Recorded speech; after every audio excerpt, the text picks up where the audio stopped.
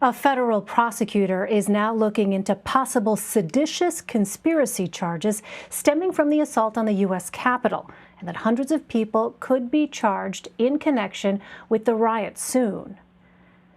The range of criminal conduct is really, I think, again, unmatched in any type of scenario that we've seen, the FBI or the DOJ. We're looking at everything from simple trespass to theft of mail, to theft of digital devices inside the Capitol, to assault on local officers, federal officers both outside and inside the Capitol, to the theft of potential national security information or national defense information, to felony murder, and even civil rights excessive force investigations. So just the gamut of cases and criminal conduct we're looking at is really mind-blowing.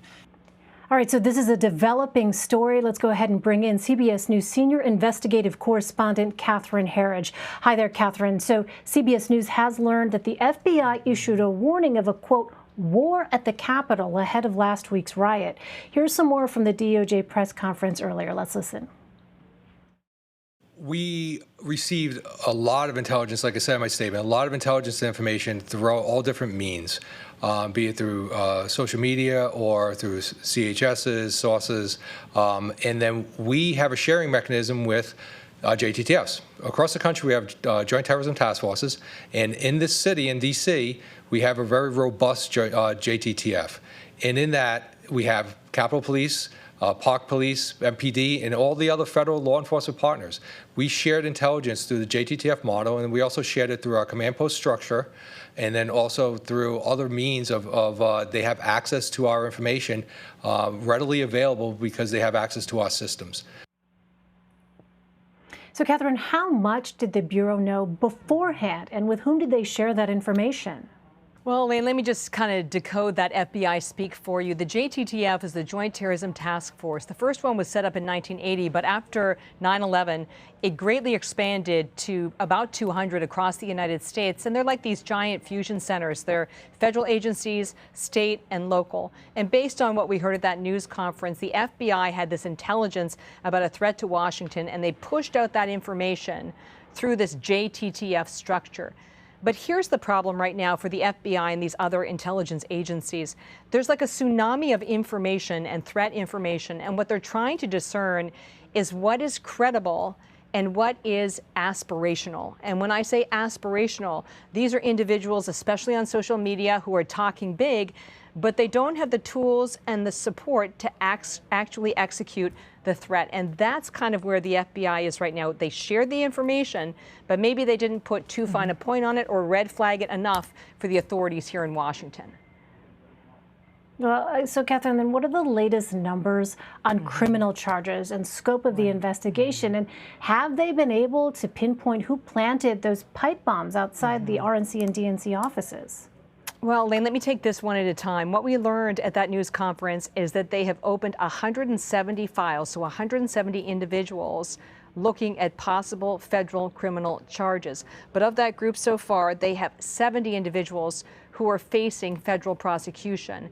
And just to be clear, when you hear some of the charges now, like unauthorized entry or theft of government property, you think to yourself, is that it?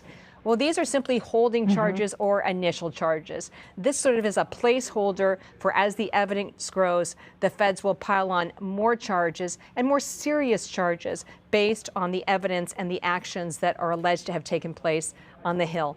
I want to get to this issue of coordination and premeditation because, Elaine, this is really the leading edge of this investigation. And for the first time today, we heard the U.S. attorney say that he believes the pipe bombs are connected to the rioters and that it was a diversionary tactic. So right at the height of this, between 12:45 and 1:15, when President Trump is speaking, you have the first group pushing onto the Capitol complex. The first pipe bomb is reported at the RNC headquarters here in Washington.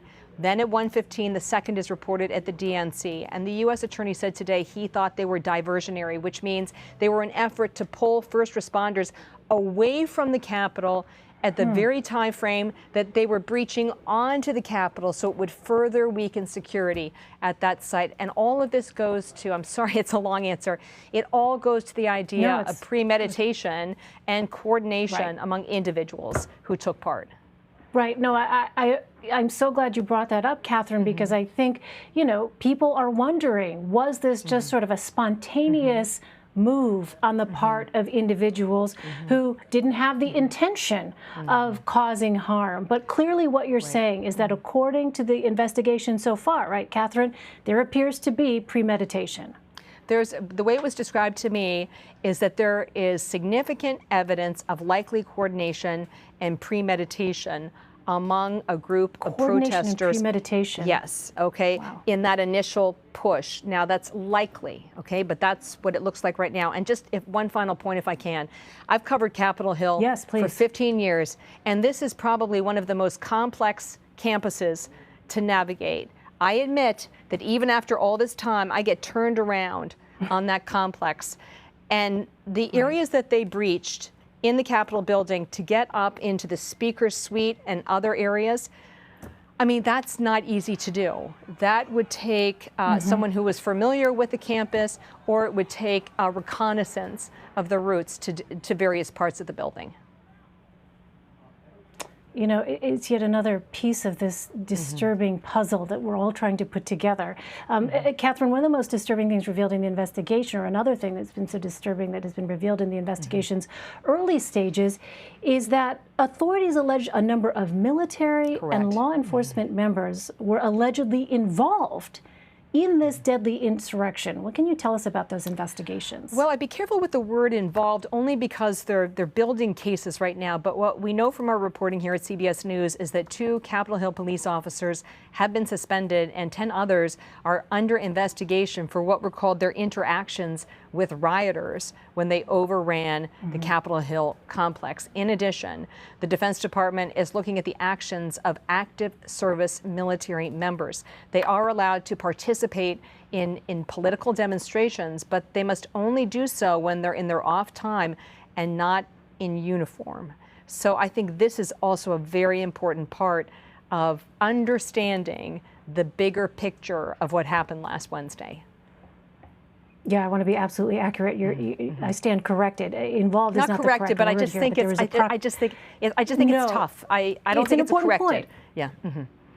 No, but it's an important point because there's a proximity question. I think it's safe to say, yes, Absolutely Catherine. There's a correct. proximity question, and that is why there are so many other questions being raised. All right, I'm being told, Catherine. I mean, I could talk to you all day about this. I think folks are. Yes, I'm being told we have to wrap it up. But Catherine Herridge, thank you. Really great to have you. Thank you for sharing those details with us. Really appreciate it.